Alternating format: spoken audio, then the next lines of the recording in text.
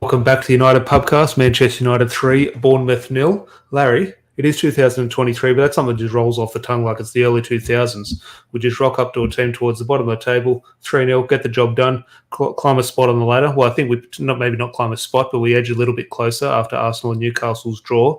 And standard as usual, exactly what I wanted to see this morning.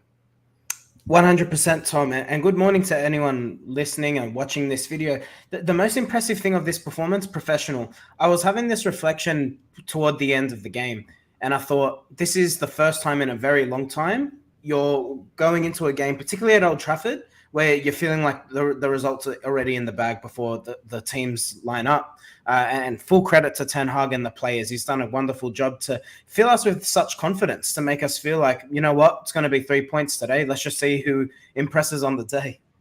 I'll tell you the interesting point in regards to that, and we're going to get into starting 11s, but the starting 11 caused some, I wouldn't say controversy, but a lot of discussion, and some people will probably be outraged because they wanted to, and others had genuine concerns. But ultimately, you go in there with a supposed weakened team, especially in that back four area. But still, my confidence never. Now, some people are going, "Oh my God, we're going to lose. Maguire's going to score 3 own goals." But I was never in doubt in regards to. I did feel confident now a couple of weeks ago that my confidence might have been different when I saw that back four. But ultimately, that was a team against. If Ole Gunnar Solskjaer was sweating that back four out, we're thinking, "Hang on, what's happening here? Same old, same old." Ultimately, Erik Ten Hag puts that out, and the confidence he's instilled in the players and the fan base.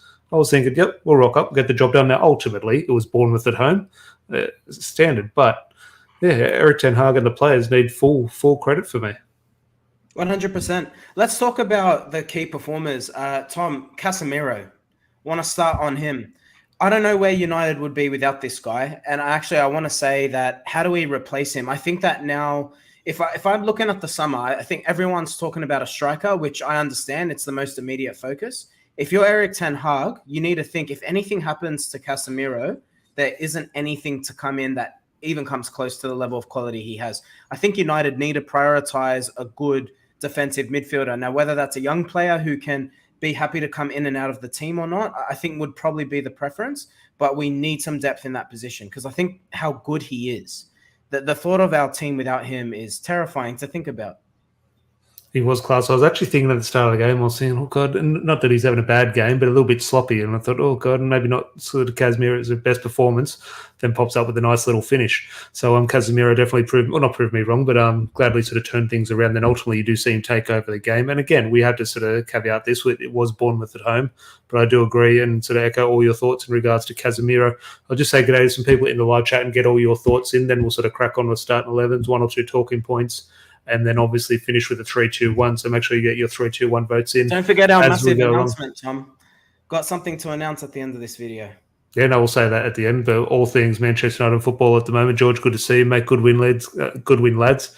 Casemiro and Shaw were class today. Need a striker, not getting enough goals. We'll get into Anthony Martial. That was interesting. Elliot, good to see you, mate. Shaw, man of the match. Maguire was terrible. Get into Maguire, I think. It was fine, but it wasn't. It was our third. It was our second choice back four. We'll get into that, but I don't think he was terrible. But a lot of people will believe that. I'm not going to sort of argue with anyone's opinion on that. Tom here, Shaw was class man of the match for me, and Hamza, Rashford on fire, Casemiro best DM in the world. I wouldn't even go Casemiro best DM in the world. I'd just say best midfielder in the world because he's doing everything. He's scoring goals, he's running the play, he's tackling, he's doing everything. And Ashby, good to see. Morning, lads. Only got the last 25 minutes. Game 71. Third goal was a bonus. Definitely. Yeah, I was thinking sort of we've got to peter out into a 2-0 sort of display, but obviously that third goal, a bit of a cherry on the cake, which was good. Larry, we'll start at the back four. De Gea ended up having a very good game at the end of it. One or two big saves towards the end. I wouldn't say important saves, but big ones. But we'll start at that back four. It was Ole Gunnar Solskjaer, not to criticise Solskjaer. Obviously, no one loves him more than me. But that was a Solskjaer back four. Wan-Bissaka, Luke Shaw, and Maguire and Lindelof. It wasn't Varane and Martinez because Varane and Martinez are two of arguably the best centre-backs in the world and our first choice. So obviously there is going to be a drop-off. However, I would say that performance doesn't change with Varane and Martinez. I think the sort of shortfalls in that game were Anthony Martial maybe a little bit sloppy, Rashford a little bit sloppy, Eriksen maybe Bruno Fernandes picking 1 or 2 passes. I don't think the performance changes in regards to the way we go score goals and perform with Varane and Martinez. Yeah, it could possibly be a little bit better, of course. Maguire and Lindelof didn't put 10 out of 10 performances in, but I think it is what we win 3-0 without Maguire and Lindelof as well. I'm just thinking ultimately they got the job done. Yeah, a little bit sloppy. There's going to be a drop-off. They're not as good as Varane and Martinez, but ultimately I'm not going to crucify them for it. Yeah, I agree. I wouldn't crucify them. I will say that the massive drop off is the quality on the ball. I think Lindelof is actually quite progressive, and I think he moves the ball fairly well. Maguire tends to dawdle a little bit, but you know who I think that a name you didn't mention there?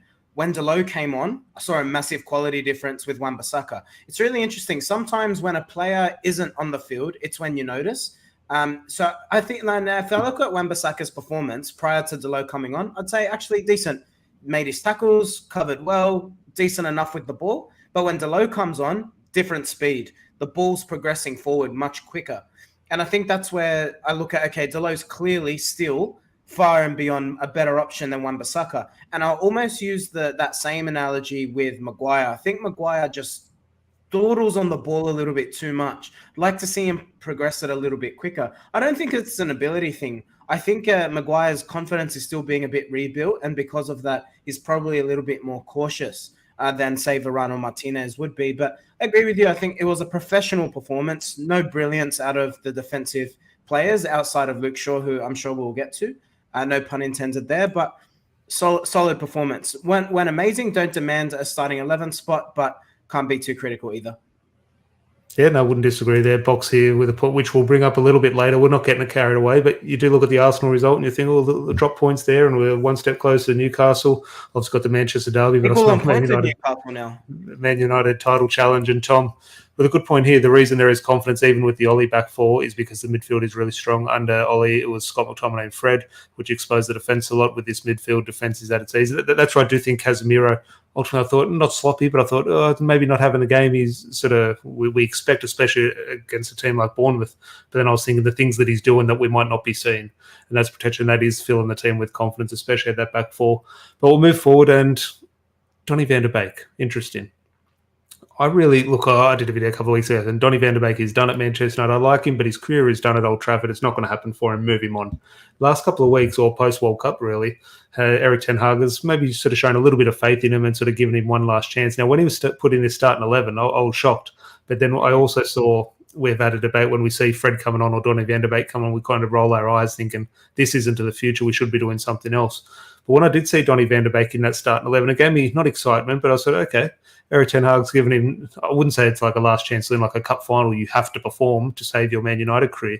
But I kind of felt like they said, okay, I've given you 1 or 2 games, you've come on, you've done your job. I want to give you 90 minutes at home against a team you can sort of go out and dominate. If you go and sort of put your best foot forward and put a positive display in, you're in my plans. Unfortunately, the game sort of passed him by, a very Donny van der Beek-like performance, and ultimately kind of sums up his time at Manchester United. Picked up an injury, and potentially a serious injury. Fingers crossed it is okay. It does look like a bit of a knee strain. So, look, he might save himself in regards to injury. In regards to state at Manchester United, we won't be able to sell him now. Exactly what I was thinking. But Donny van der Beek, did you have that feeling in regards to Eric Ten Hag is showing more faith in him and really gave him a chance to sort of display his sort of qualities, or just absolutely. rotation? I mean, he started him in after what's been a really subpar period for Donny. He's come on. He started a couple of games as well following the break, and he hasn't looked good. Even prior to the break, he was getting a decent amount of game time. I won't say a plethora of game time, but hasn't made an impact of note. Donny's biggest impact at Manchester United has been that by his cults on Twitter, to be honest with you. And ultimately, I look at his performance and I'm not impressed by anything he does. Tom made the comment here. He thought Donny was having a good game until he walked off. I thought he was synonymous. Anonymous, I should say. I thought he was quite. I thought he was quite bad. I thought he played well. It was just quite. He didn't do enough. And is that through him not going to get the ball? Is that the team not playing to him? I think it was maybe a little bit of a combination of both. I don't think he made any mistakes. I thought he was strong in the tackle. He was putting himself about.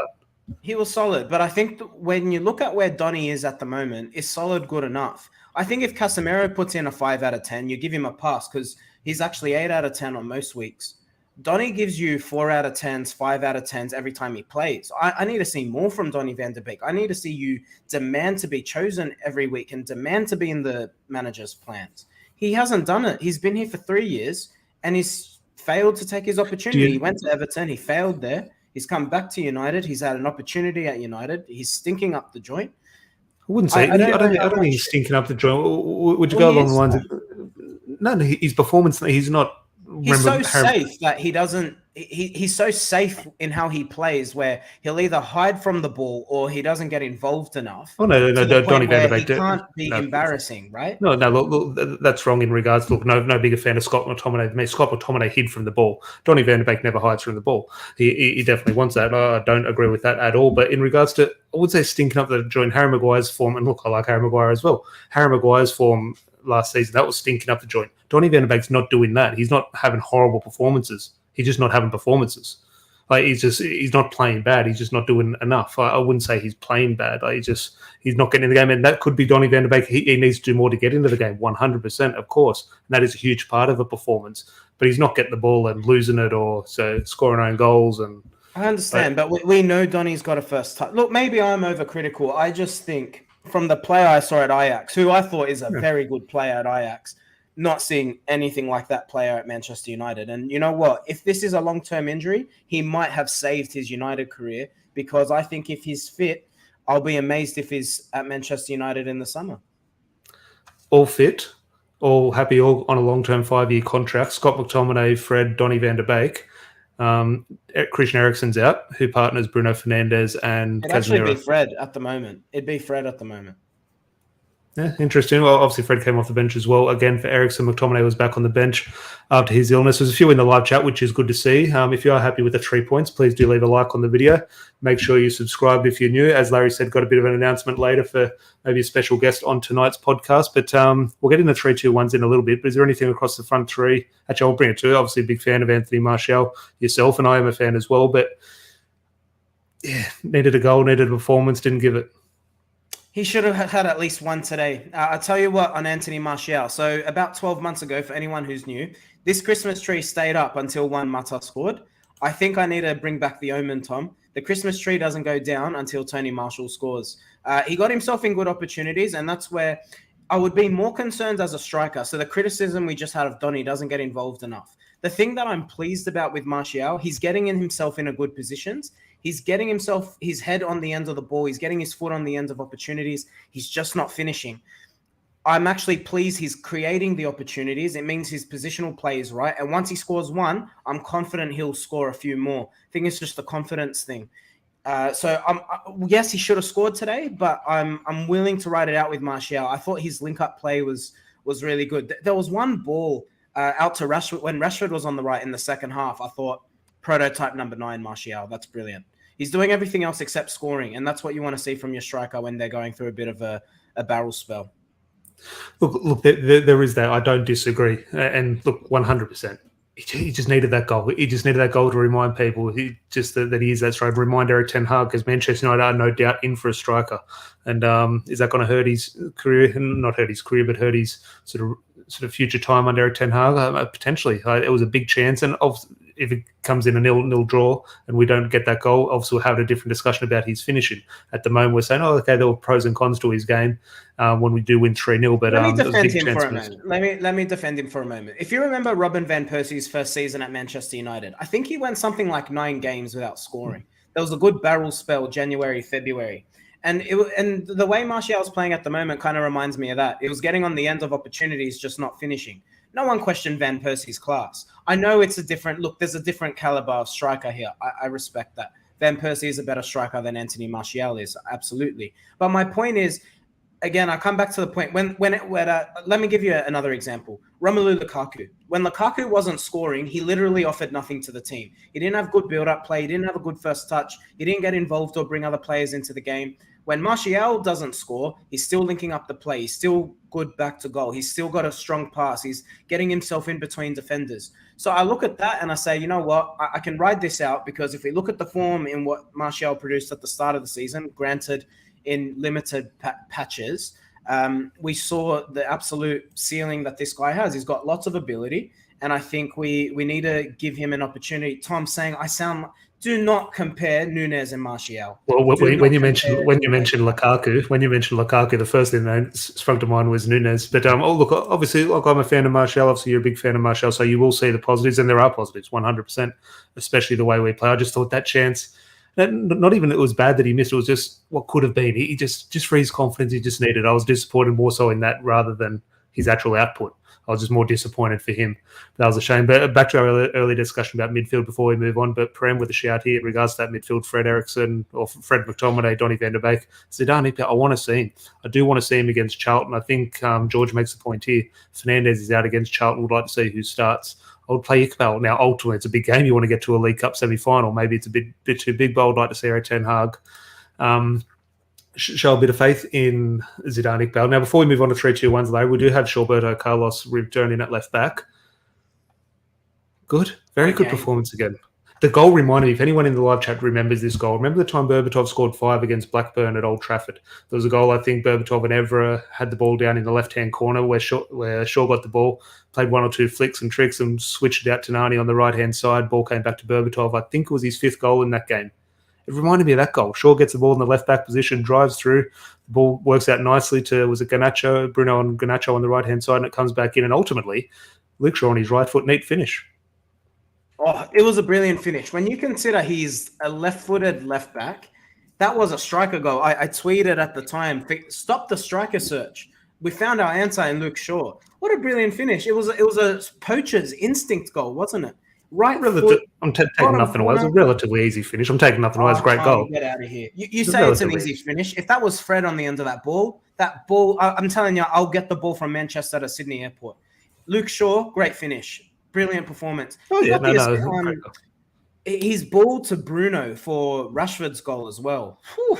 Yeah. Shaw had a hell of a game. Just the final pass at the end where it was just a little bit sloppy in possession, handing it over lazily to Bournemouth. But other than that, defensively good, keeps a clean sheet, gets a goal, gets a key pass in that leads to a goal. Brilliant performance by Luke Shaw. And with all due respect to Malacia, in pre-season we said Malacia should probably replace Luke Shaw.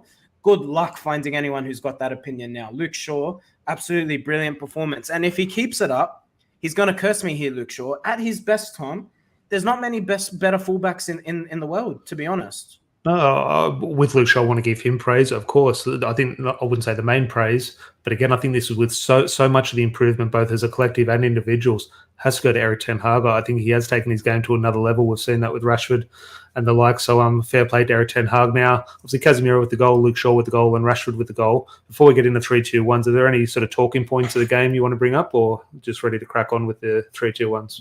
3-2-1s, baby. Let's bring it on. All right, let's go. Well, Eddie here with a shout here. This is a good performance from United today. Definitely agree with that, Eddie. And Prem here, Shaw can probably extend his career by playing centre-back when he gets older too. Just need to avoid injuries. Well, yeah, he displayed. He has that in his locker, so that's maybe a discussion for another day. But 3-2-1s, there is over 50 in the live chat, so please do leave a like on the video. They're very much appreciated. Hit that subscribe button. We'll definitely love that on this positive morning here in Sydney. But Larry, 3-2-1s. And if anyone is new to the channel and doesn't understand our 3-2-1 votes, what we do 3-2-1s for every game, win, lose, or draw. 3 points for the biggest impact. Not so much the man of the match. It might be the best performance, or might be someone scores a winner in a 1-0, or David Hay comes up big. Whoever's the most important, most pivotal person in that match gets the 3 points, 2 points, and 1 point, so on. So Larry, I'll throw the floor to you and everyone in the live chat. 3 points. Interesting chat. Casemiro springs to mind, but is there anyone else you want to sort of put a case forward for? It's between Casemiro and Luke Shaw. I could easily make the case for Luke Shaw because he scores the goal, again, involved in the build-up play to Rashford's goal, but I can't go past Casemiro, Tom. I think Casemiro is brilliant, This, like I said, at the start of the video, he's irreplaceable. It's easy to give Shaw the credit. And look, if you say 3 points to Shaw, I'm not going to argue with you. But I think Casemiro was absolutely brilliant. He pulls the strings. He's got a long pass in him, a short pass in him. He knows when to slow the game down. He knows when to increase the speed. And let's not forget, Casemiro scored a goal today. Well, everything you said about Shaw, you could forward to Casemiro. 100%. So for me, it's Casemiro. I think I know people look at a clean sheet and give credit to the defense. Someone made the comment earlier, the biggest improvement is the midfield. And I think because of that, it has to be Casemiro. I think he's a major part of why Lindelof and Maguire are being spared their blushes a little bit. Yeah, no, hard to argue. A lot of people saying Shaw and Casemiro. Tom here, Shaw, Casemiro, and Ericsson. So I think, look, we'll go, and Elliot also. Luke Shaw for 3 points, Casemiro for 2. And look, David De Gea did come up big. Look, I'd probably I'll stay away from David De Gea, but ultimately, if those saves come at 0-0, I might be having a different discussion and agreeing with Elliot. I thought David De Gea big saves towards the end. So I think he does need credit. I'd say, yeah, I would agree with Casemiro for 3. Let's go Shaw for 2 points. Then that does open the floor up for 1 point. A few shouts of Christian Eriksen, David De Gea. Ultimately, it was a good performance, 3-0, but in regards to individual performances, those ones are the ones that really stood out. There was no one really else. Do you want to throw Marcus Rashford in there? Obviously looked a threat, maybe a little bit sort of lackluster in the final third. Obviously got the goal, but in terms of maybe not enough for a point. But 1 point, who are you thinking? Difficult one. I mean, you could look at the defense and say clean sheet was kept. I thought Wan-Bissaka, to be honest. I thought Wan-Bissaka had another good game. I know you said that. I know you said the differences. Obviously, there are differences, clear differences between him and Diogo Dalot. But ultimately, just the whole perception and the narrative around Aaron Wan-Bissaka, I'm just full of praise for him at the moment. Whether that means his future's at United or not, that's a discussion for another day. But I think he's performing extremely well. Yeah, that's a fair point. And look, he played the majority of the game and he keeps a clean sheet. In terms of his impact, is it there? I'm not too sure. I could see Wan-Bissaka or De Gea, flip a coin. I'm happy to give it a Wan-Bissaka. I think 1 point for Wan-Bissaka, and I think that would be a fair result. And credit to him, I actually think we've now got a backup. If Wan-Bissaka is the backup to Dalot for the rest of the season, I'm not too disgruntled now. I think he's put in enough to say, yeah, this guy can deputise for sure. No, definitely. Well, look, flip of the coin. I'm hearing opinions in the live chat. George is also Christian Eriksen. I'm split. The 3 names to me. Rashford got a goal. Obviously, the 3 goal scorers. Do you want to do it that way? It was a tap in. It was a tap in. Yeah, it was a tap in. But then ultimately, Ellie makes the point. David De Gea. The more I think about it, they are bigger saves.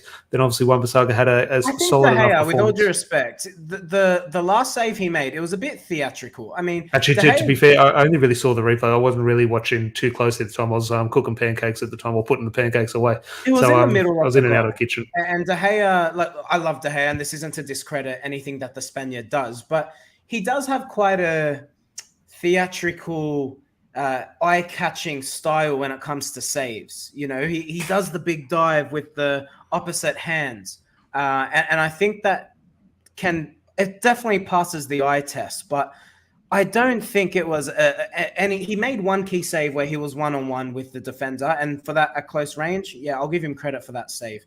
But the one in the second half, the last save he made, it's all theatre for me. I'd struggle to give it to De Gea. There was no save there where I say, you know what, world-class save. I thought he made a save that a Premier League goalkeeper should make. So, forgive me for having standards. Okay, we'll move forward. 3-0. Okay, Wan-Bissaka, we'll give him a point. And not just for the performance, I think, with Wan-Bissaka, I would agree. Just the feeling around him. His career was done at Old Trafford. And for him, I wouldn't say turn it around, but for him to sort of put good performances in and contribute to 3 wins in a row, 3 clean sheets in a row, I think that I've got my stats right there. I think a fair play to him. So we'll go Casemiro, Shaw, and Wan-Bissaka. Fingers crossed the attackers can get themselves some points next week against Everton at the FA Cup. If you are in Sydney, Scruffy Murphy's on Saturday morning, 7 a.m. I'll be there with the Man United Supporters Club. We'll be watching the FA Cup. So if you are in Sydney, feel free to come down and join us at the pub. Breakfast kickoffs are always enjoyable, especially on a Saturday. A lot more people come down. Kids are welcome there. Obviously, it is at a pub, but Saturday morning, families are welcome. No issue with there. But Larry, any other talking points in regards to the game before we start to wrap up? Bruno Fernandes, really poor game. I thought he was probably the disappointment for me. He wasn't good. He wasn't. I don't like him on the right. I know he came inside. when Donny van der Beek had just the right. I know he's dangerous, and obviously Eric Ten Hag wants dangerous players. I love Bruno, but I thought he was no bigger fan than me. But I just playing through the middle. Now I understood and sort of respect Eric Ten Hag's decision to give Donny van der Beek the chance of. I do. Not at the expense of Bruno playing wide on the right. I would have said maybe potentially, not that I would want to drop Christian Eriksen because I love Christian Eriksen. I thought he played well again. I would have drop Christian Eriksen and play Donny and Bruno in the middle rather than sort of play all 4 and push Bruno out wide. So it is one of those. Bruno was Bruno. I think if he popped up with a goal, would have a Bruno performance. He got his goal. That's what he does. Ultimately, the goal isn't there today, and the flaws in his performance are highlighted in that aspect. Yeah, I think that's fair. Look, I like Bruno. I think he will turn it around. I agree with you. I don't think he should have been sacrificed for Donny, for lack of a better term. But nonetheless, look, Bruno will come. Overall, I think Bruno's had a really good season. I think he's playing a little bit different. And I think that's why you're seeing the drop-off in terms of assists and goals. But all in all, I think he's played well. Not the best game today. But again, we have to remember these players are playing a lot of football at the moment. He's come off a World Cup. He's now playing every 2-3 days. So you're going to get performances like today where maybe not every player is necessarily at their best, but if you get the 3 points, you have to be happy. Yeah, definitely. Well, ultimately, that is what it is. We can dissect these performances, and I think ultimately, for I don't want to say subpar team but a rotation team in regards to Eric Ten Hag resting a few legs. Obviously, Lisandro Martinez, Rafael Varane, etc., not involved. Well, Lisandro Martinez, nice to see him come on at the end. But ultimately, rotation, get the job done. Ultimately, very happy. We can be maybe a little bit overcritical in regards to the performance, and I feel both of us have been, even when we're saying, I think, oh, hang on, we won 3-0 at home. Ultimately, we can only be pleased with that. So if you are happy with the performance and, more importantly, the result, please do leave a like on the video. Have a look at the table. It is fine viewing because obviously Arsenal and Newcastle did drop points. So, look, well, let's not talk title race, Larry. But if Arsenal lose their next game and Man United potentially beat Manchester City, I think City play Arsenal as well soon. Who knows what's going to happen? We can dream. But those are discussions for another day. Now, later on tonight, Larry will give us a time. We've got a special guest in. I'm sure everyone does know. Fine reporter, Manchester United correspondent from The Athletic, Laurie Whitwell, will be joining the podcast. Obviously, that will be a great name to have on, especially throughout the transfer window. Obviously, he got his ear very close to the ground in regards to many things happening at Manchester United. So there is over 100 in the live chat. If you are excited for that, please do leave a like on the video. Larry, what time is Laurie joining us? Or joining you? Yeah, you'll be having a chat with him. Yeah, so the video with Laurie will be live tonight at 8:30 p.m. Australian Eastern Standard Time. So I believe that'll actually be 8:30 in the UK. Are we exactly 12 hours with the UK 9:30 in the morning in the UK. 9:30 in the morning UK. Hold on, give me a second. Maybe I'm getting my times mixed up. Yeah, sorry, it'll be 9:30 a.m. UK time. So it'll be 8:30 p.m. here in Australia. So depending on where you are in the world, make sure you do tune in for that. Got lots of questions to ask Laurie. He's obviously met Eric Ten Hag. As Tom alluded to, he's got might have some news on transfer. So we'll definitely be putting that to Laurie and with amongst a whole bunch of other things. It's going to be a great video, lots of talking points. So make sure you're subscribed, hit that notification bell so you know when we go live. It's going to be a treat and really looking forward to chatting to Laurie. Yeah, no, I can't wait. Larry will be hosting. I'll be in the live chat, just having a chat with all of you. So do join us in a little bit, in probably about 11 hours' time. So make sure, as Larry said, you are subscribed, hit that notification bell. So when we do go live, you do join us in the live chat. And look, it's perfect. I love interviewing players, Larry, and having sort of former players on. But this time, in regards to the January transfer window, no better person to have on than someone who knows exactly what is going on behind the scenes. So it will be a fascinating insight. So I'm looking forward to that tonight. But more importantly, at the moment, I'm just going to enjoy my day. Manchester United, 3 points, 3 goals. In my opinion, we're third in the ladder. I know because we've got a game in hand on Newcastle. So all aboard the number 3 today, which is very, very positive. Anything else before we wrap up? Happy, what day are we? I can't keep up with the day since the new year started. Happy Wednesday, happy Tuesday if you're in the UK or anywhere else in the world, because here in Australia, we seem to be on the front foot all the time. But have a great day, everyone. If you're happy with the 3 points, hit that like on the video, and we'll see you tonight with Laurie Whitwell. Definitely. Everyone have a good day, and we'll chat to you soon. Cheers.